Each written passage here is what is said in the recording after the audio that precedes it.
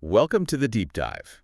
This is where we take these really big, sometimes overwhelming historical and theological ideas, and we try to, well, boil them down for you, get to the core. Yeah, find the essential threads. And today, we're tackling a narrative that's about as big as they get. It's really the backbone of a whole worldview, stretching, from the very beginning. Right, from a garden, a curse. All the way to a final cosmic wedding celebration. It's huge. It really is. Yeah. And our source material today is fascinating because it pulls from everywhere.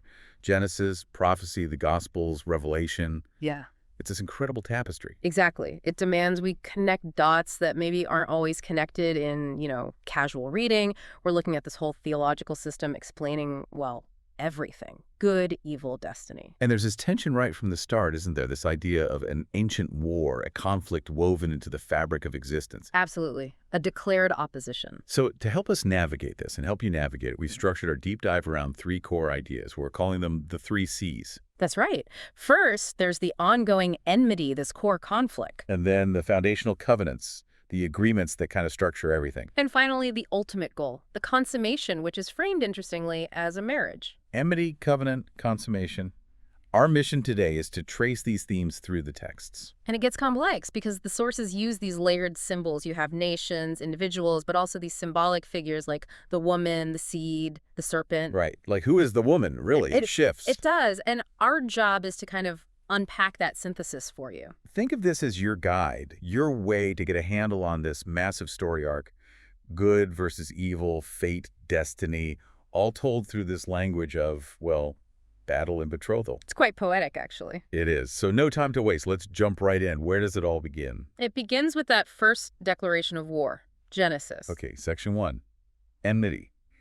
This whole cosmic drama kicks off, not with, armies clashing or political intrigue. No, nothing like that. It starts right after the fall in Genesis chapter 3, verse 15.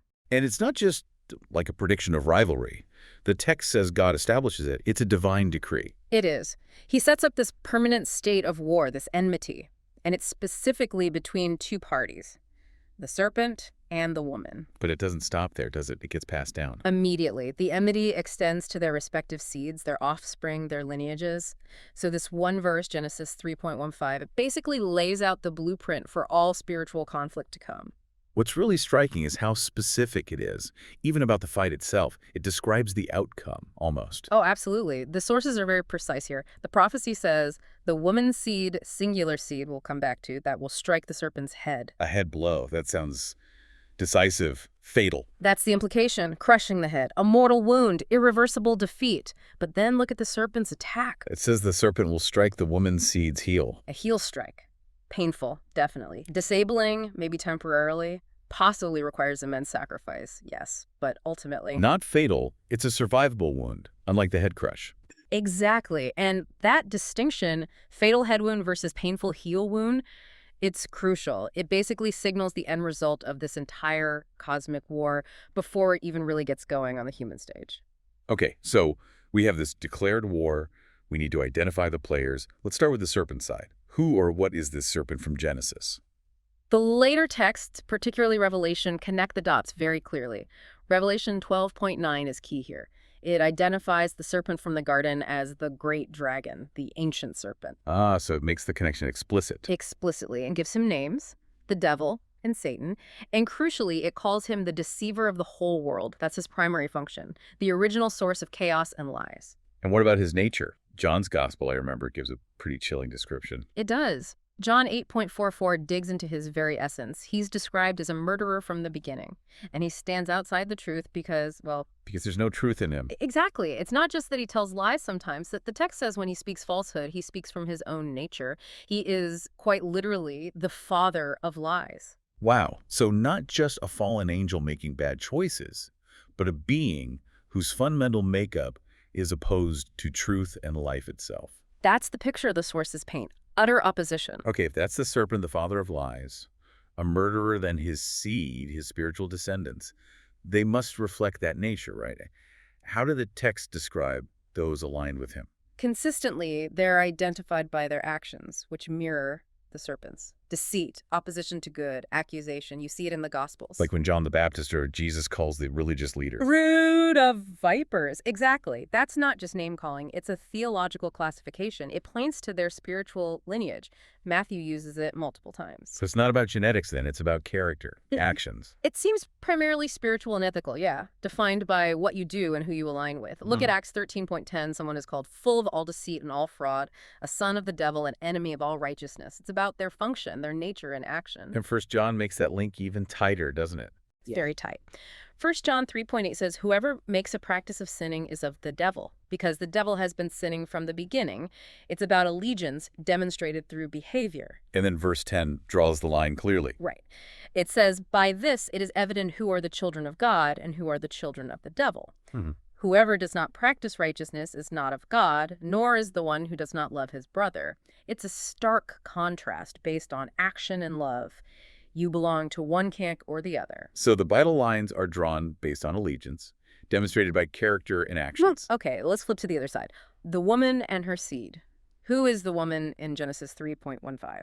Initially, she's simply the recipient of the promise, Eve, in that context. But as the story unfolds across the texts, her identity deepens, it broadens. How so? Well, later theological commentary, looking back, synthesizes this. Historically, the woman gets identified with Israel, the nation, the people God chose, the line through whom the promised seed would eventually arrive. Okay, so Israel as the collective bearer of the promise. Yes. But then, in the New Testament writings, especially thinking about Ephesians 5, the woman imagery gets connected ultimately to the church, who is explicitly called the bride of Christ. Ah, so it's a layered identity. From Eve to Israel to the church bride, that's crucial for understanding the whole narrative flow. Incredibly vital. The woman isn't just one person frozen in time. She represents the covenant community across history, the source of the promise, and ultimately the bride destined for the deliverer. The promise is given to this collective, who then produces the one specific figure who fulfills it. Precisely. And that singular figure, the seed who crushes the head, the texts are crystal clear about who that is. It has to be Christ. Well, right? yeah. But where does it say it's one seed, specifically? Paul nails this down in Galatians 3.16. He argues that the promises God made to Abraham about his offspring, his seed, didn't refer to seeds plural as in many descendants. But to seed singular. Exactly, referring to one and to your seed, who is Christ. Paul is explicit. It funnels down to one specific individual. And this seed isn't just a human hero. The prophecies point to something more. Much more. Isaiah 7.14, picked up in Matthew 1.23, calls this seed Emmanuel, born of a virgin. Emmanuel, meaning God with us. God with us. So the ultimate crusher of the serpent's head is divine, yet born into the human story through the lineage of the woman. God entering the fight directly, but within the established terms. Wow. Okay, so the framework is set. A cosmic conflict between the divine seed and the father of lies, playing out through their respective spiritual children, those aligned with truth versus those aligned with deception. That's the foundational enmity. And it sets the stage for everything that follows, especially the covenants. All right, so the battle lines are drawn. The key players identified: the serpent and his seed, the woman and her singular seed, Christ. The prophecy is clear: head crushed, heel bruised. But how does this divine seed actually, enter the battlefield? And how does it tie into God's established rules? That brings us right into section 2, the timing of the seed's arrival, the incarnation, and the absolute centrality of the covenants. The timing wasn't random then. Not at all. Galatians 4, verse 4, puts it beautifully. But when the fullness of time had come, it implies a perfect appointed moment. And it says God sent forth his son, born of a woman. Directly fulfilling Genesis 3.15. Exactly. But Galatians adds a crucial detail. He was born under the law. Okay, why? Why submit this divine seed to the existing legal system, the law given to Moses, which, let's be honest, the Israelites themselves were struggling massively to keep? It seems to be a fundamental legal necessity for the mission. Galatians 4, verse 5 gives a two-part reason. First, he had to come under the law to redeem, legally buy back those who were already subject to it. They were trapped under his requirements and penalties. Right. He had to enter their legal reality.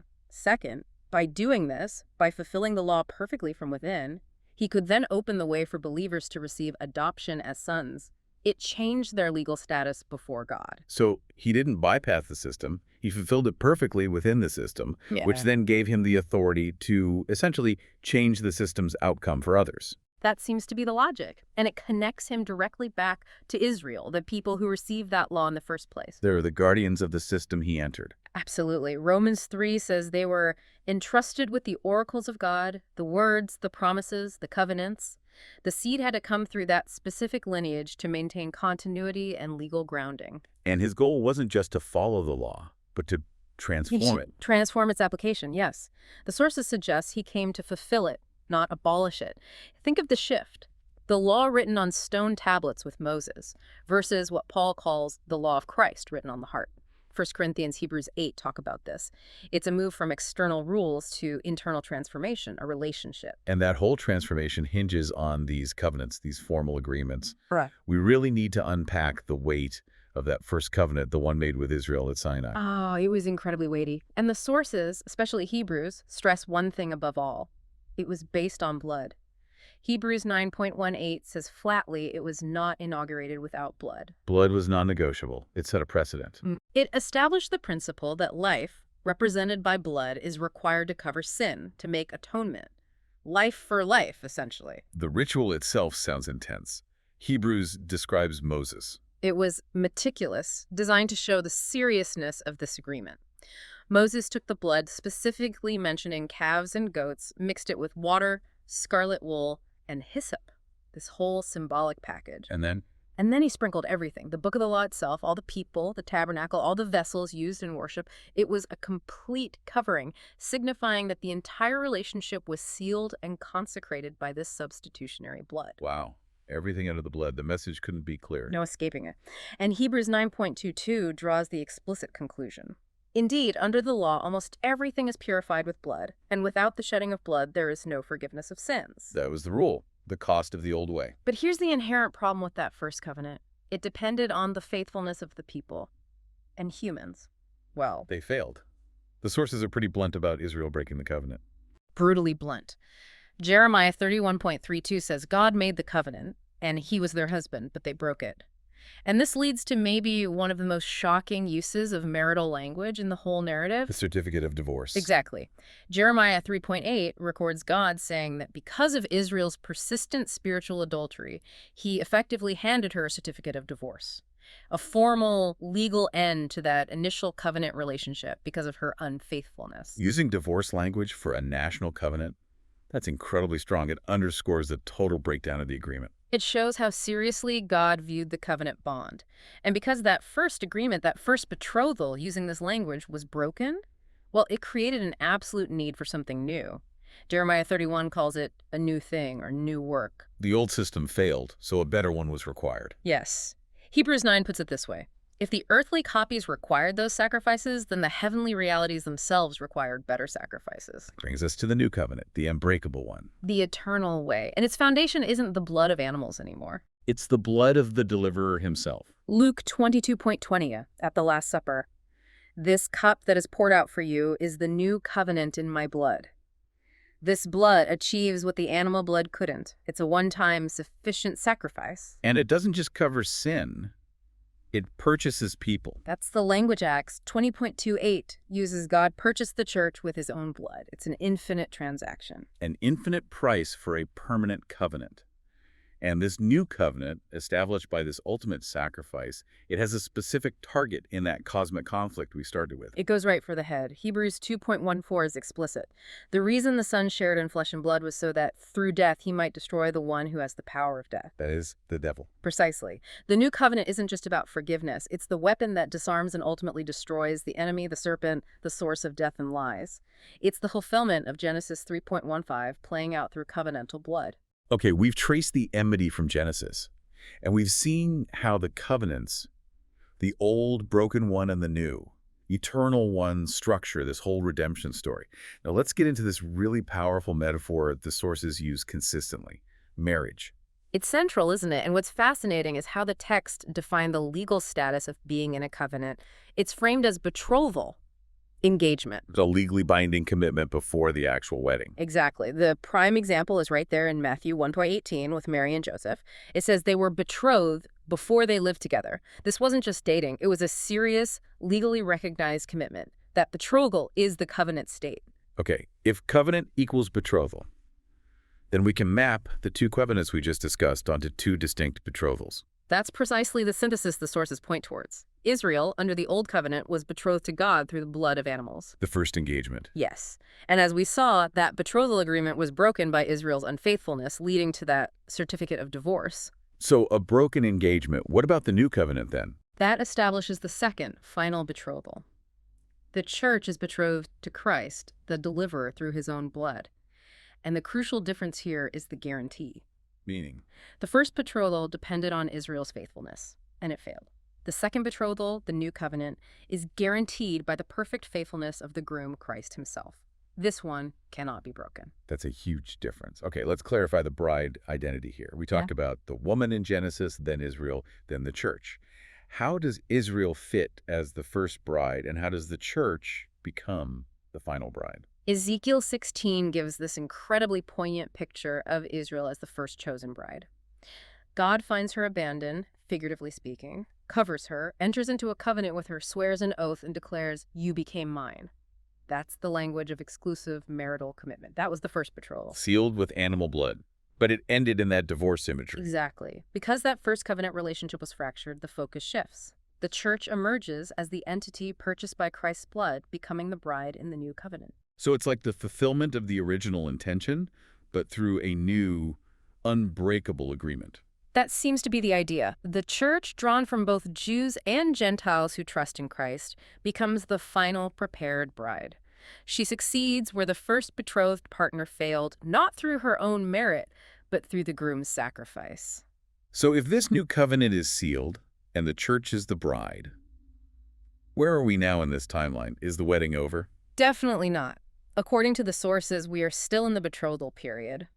The engagement is sealed by Christ's blood, but the wedding feast, the final consummation, hasn't happened yet. So this current age, our historical moment, is the engagement period. That's exactly how it's framed. And this has massive implications because it establishes a crucial precondition that must be met before the wedding can occur. And what's that condition? Purity, absolute readiness of the bride. The sources insist that sin must be dealt with, completely removed or judged within creation, and the bride herself must be prepared, purified, made ready before the groom returns for the wedding. Wow. So this engagement period isn't just waiting around, it's active preparation time. Very active. Yeah. It places a significant responsibility on the bride, the church, the community of believers. What's their role during this betrothal? What does preparation look like? It involves striving for purity, faithfulness, and active anticipation. Interestingly, the apostles even saw themselves in a specific role here.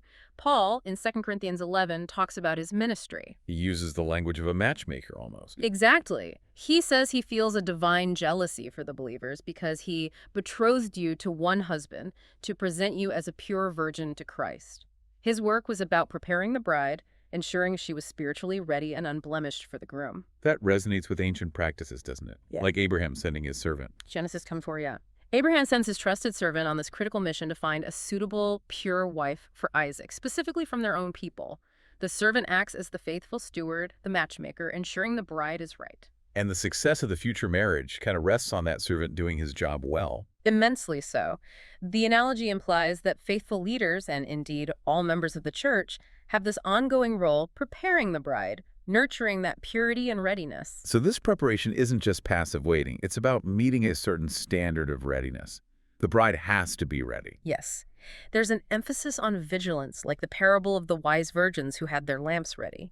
It's about being watchful, diligent, spiritually prepared. The focus of this whole era is ensuring the bride is adorned and ready when the call comes. And that adornment, as we'll see, involves specific actions and characteristics developed during this time. Exactly. It's a period of active sanctification and witness. Okay, so we're in this betrothal period, the time of preparation. But let's circle back to the core conflict. We established the prophecy. Seed crushes head, serpent bruises heel. Did that decisive moment happen? Was the head crushed at the cross? The texts are emphatic, yes.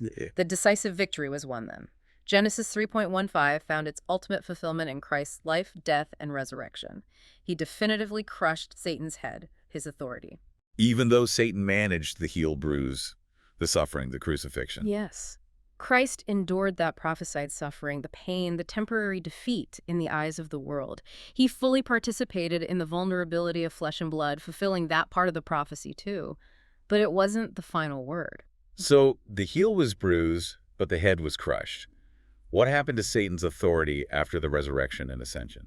It was fundamentally broken. Hebrews 2, as we mentioned, says Christ destroyed him who has the power of death. And Hebrews 10:12 provides this powerful image. After offering that single forever sacrifice, Christ sat down at the right hand of God. Sitting down, that signifies completion, doesn't it? Authority assumed. Exactly. The work of securing victory was finished. He's enthroned. He's not still fighting for supremacy. He's reigning, awaiting the final subjugation of his enemies for them to be made his footstool. The outcome of the war over ultimate authority is settled. Okay, that's crucial. The king is on the throne. Satan's head is crushed in principle, his ultimate defeat guaranteed. So, what does a defeated head-crushed enemy do? He can't directly challenge the enthroned king anymore. He changes his strategy completely. Since he can no longer effectively attack the seed, the king himself, he redirects his fury. Revelation 12:13 says, when the dragon saw he was thrown down to earth, he pursued the woman who had given birth to the male child. He goes after the lineage, the bride. Precisely. He was cast out of heaven. His primary access to accuse before God seems limited or changed. Revelation 12:9-10. So his focus becomes entirely earthly. The direct cosmic battle shifts to a campaign of persecution against the woman, the church. So this current betrothal period is also the time the dragon's redirected rage against the bride. How does he fight this war now from his weakened, defeated position? He seems to operate on two main fronts, according to Revelation. First, spiritually, he continues his original role, accusation. Revelation 12.7 still calls him the accuser of our brothers, who accuses them day and night. He targets their standing, their worthiness, trying to undermine their faith through condemnation. Constant spiritual attack. Yeah. And the second front. Temporal persecution waged through earthly powers. He empowers proxies. Revelation 13 describes him giving authority to the beast, this symbolic political and religious power system. And the beast makes war on the saints. Yes, Revelation 13.7 explicitly says the beast was allowed to make war on the saints and to conquer them, exerting authority over all nations. This is the suffering, the political oppression, the economic hardship, even martyrdom aimed at the woman's offspring. So the conflict shifts from that singular head-heel clash to this drawn-out, often brutal persecution of the church. How on earth is the bride supposed to fight back against that, a world-dominating system and a relentless spiritual accuser? And this is where the narrative takes that really profound, almost paradoxical turn. Victory isn't won by matching earthly power. It's won through faithfulness, despite the lack of earthly power. How? The focus shifts to the bride's victory, empowered by the groom's completed work. Revelation 12.11 gives the formula. And they have conquered him, Satan, the accuser. No. How? By the blood of the Lamb and by the word of their testimony. Okay, so relying on the past victory, the Lamb's blood, and their present faithfulness, their testimony. Exactly, and the verse adds the clincher, for they loved not their lives even unto death. Wow. So their willingness to endure suffering, even martyrdom, while holding onto their testimony, is the victory. It proves the accusations false and nullifies the persecution's ultimate power. It demonstrates where their ultimate allegiance lies, not with the beast, not with self-preservation, but with the enthroned Lamb. Their endurance is their weapon, fueled by his sacrifice. And this battle, this persecution and faithful testimony, it continues right up to the end. Right up until the groom returns. Revelation 12.17 ends that section by saying, the dragon was enraged and went off to make war on the rest of her offspring. Who are they? On those who keep the commandments of God and hold to the testimony of Jesus. The conflict continues, defining this entire betrothal age. All right, we've followed the conflict from Genesis through the covenants into this current betrothal period where the church faces persecution but overcomes through testimony and the Lamb's blood. The final destination is the consummation, the wedding. What needs to happen for that day to finally arrive? What are the last conditions? The sources point to two main prerequisites for the groom's return and the wedding feast. First, quite simply, the bride must be ready. Revelation 19.7 declares, let us rejoice and exult and give him the glory, for the marriage of the Lamb has come and his bride has made herself ready. Her preparation is essential. We talk about that preparation, purity, faithfulness. What's the second condition? Sounds a bit darker. It is. It involves the completion of a required number of faithful witnesses, specifically martyrs. It's often called the martyr quota, based on Revelation 6. Can you unpack that? Why a quota of martyrs? It's a sobering passage. Revelation 6, verses 9 through 11, shows the souls of those who had been slain for the word of God and their testimony. They're under the altar, crying out for justice. And what are they told? They're told to rest a little longer until the number of their fellow servants and their brothers should be complete, who are to be killed as they themselves had been. It suggests a divinely determined measure of witness through suffering that must be fulfilled before the end comes. So the bride's readiness involves not just individual holiness, but this collective testimony, this willingness to endure faithfully even to death up to a certain point. That seems to be the implication. It's as if the full measure of the church's faithfulness in the face of the dragon's onslaught needs to be demonstrated. It proves the victory won by the Lamb is being lived out by his people, confirming the serpent's ultimate defeat. Once that number is complete, the time is ripe. And when that time comes, how is the bride pictured? What does her readiness look like visually? Revelation 19 gives this beautiful image. Verse 8 says, "It was granted her to clothe herself with fine linen, bright and pure." She's presented as absolutely radiant and ready. Fine linen, bright and pure. Does it say what that linen represents? It does explicitly. The text immediately interprets the symbol. For the fine linen is the righteous deeds of the saints. Wow. So all those acts of faithfulness, obedience, love, endurance, the testimony held firm during a long betrothal, that's the fabric of the wedding dress. Exactly. It connects everyday faithfulness directly to the cosmic culmination. Individual acts collectively create the bride's glorious attire. Her readiness isn't abstract. It's woven from the real lives and actions of believers throughout this age of conflict. And what about those specific saints mentioned, the ones who resisted the beast? Revelation 15 shows them victorious.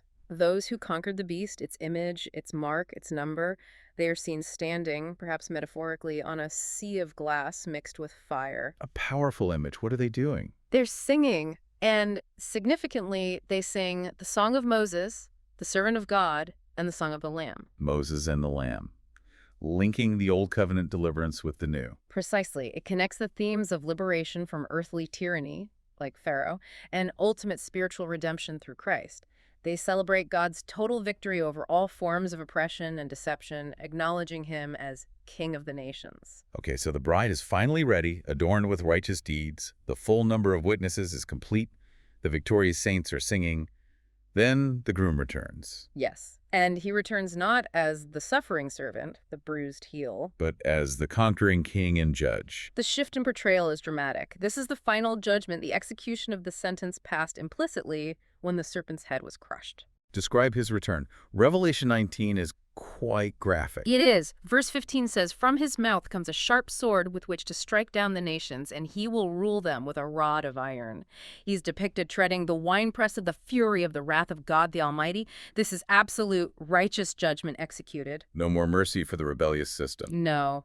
The time for long suffering is over. He comes with eyes like a flame of fire, wearing many diadems, and he has a name written that no one knows but himself.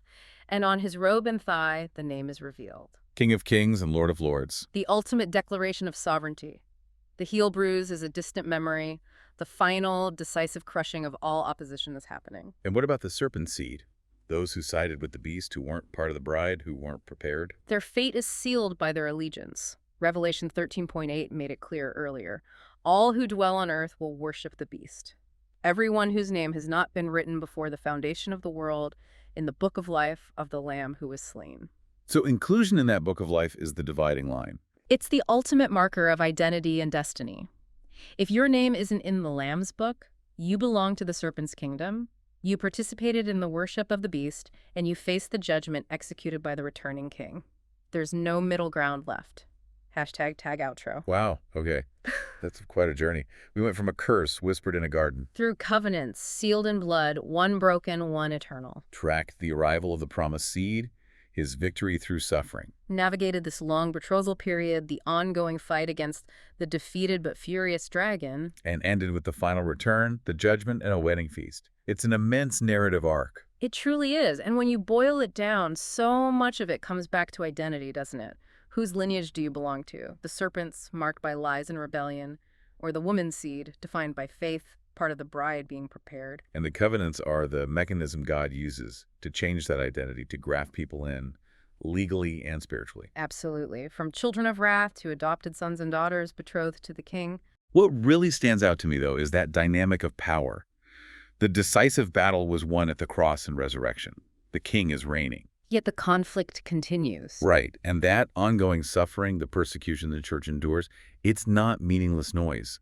According to these texts, it serves this very specific, profound purpose. To complete the bride's preparation, to refine her, purify her through tested faithfulness, and to demonstrate the reality of the Lamb's victory through her testimony, even when it costs everything. That readiness, that purity, is the goal of this age. The righteous deeds forming the wedding garment. It's a powerful motivator. The endurance isn't just passive waiting, it's actively weaving that garment. So let's leave our listeners with this thought. The ancient conflict started with that prophecy about a bruised heel and a crushed head. The head is crushed. The groom is enthroned. We live now, according to this framework, in the betrothal time. So, what does it mean for you living right now, knowing that your choices, your faithfulness, your acts of love and obedience, your quiet endurance when things are tough, that these are counted among those righteous deeds? That they are, quite literally, part of the fabric being woven for the bride's wedding garment, demonstrating readiness for the king's return. It gives profound, eternal significance to our present faithfulness, doesn't it? It really does. Something to definitely reflect on. Indeed. Daily faithfulness has cosmic implications. Thank you for joining us for this deep dive. We hope it gave you a framework for understanding this incredible story. We'll see you next time.